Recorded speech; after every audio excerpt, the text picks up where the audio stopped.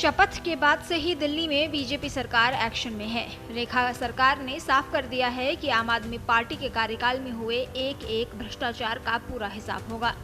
पहली कैबिनेट बैठक के बाद अब बीजेपी विधानसभा में 14 लंबित सीएजी यानी कैग रिपोर्ट पेश करने की रणनीति बना रही है। भारतीय जनता पार्टी 25 फरवरी को दिल्ली विधानसभा में कैग रिपोर्ट पेश करने जा रही है। बीजेपी विधायक हरीश खुराना ने दावा किया है कि इस रिपोर्ट में आम आदमी पार्टी सरकार के कार्यकाल के दौरान हुए कथित भ्रष्टाचार के कई मामले उजागर हो सकते हैं। ऐसे में आम आदमी पार्टी की मुश्किलें बढ़ना तय माना जा रहा है। आम आदमी पार्टी की पिछली सरकार के प्रदर्शन से जुड़ी 14 लंबित कैग रिपोर्ट सदन में पेश की जाएंगी। जिन रिपोर्ट्स को आम आदमी पार्टी की सरकार 5 साल से रोककर बैठी थी, उनमें भ्रष्टाचार और नियमों के उल्लंघन को लेकर जो सवाल उठाए गए हैं, इन रिपोर्ट्स में आबकारी नीति में हुए नुकसान से लेकर मुख्यमंत्री आवास में निर्माण संबंधी जांच की रिपोर्ट तक शामिल है।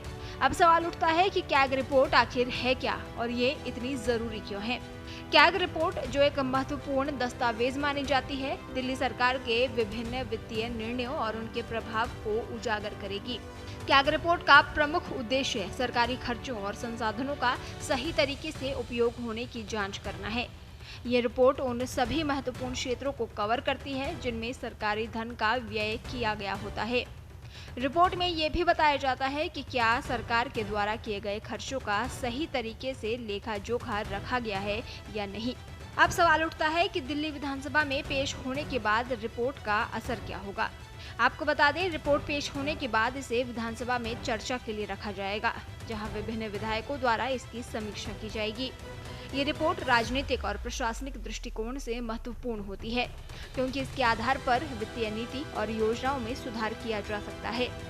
कैग की रिपोर्ट टेबल नहीं होने का मुद्दा पिछले सालों में गरमाया रहा है। दिल्ली विधानसभा चुनाव में भाजपा ने इसे मुद्दा बनाया और पीएम मोदी ने भी अपने संबोधनों में बार बार इसे उठाया।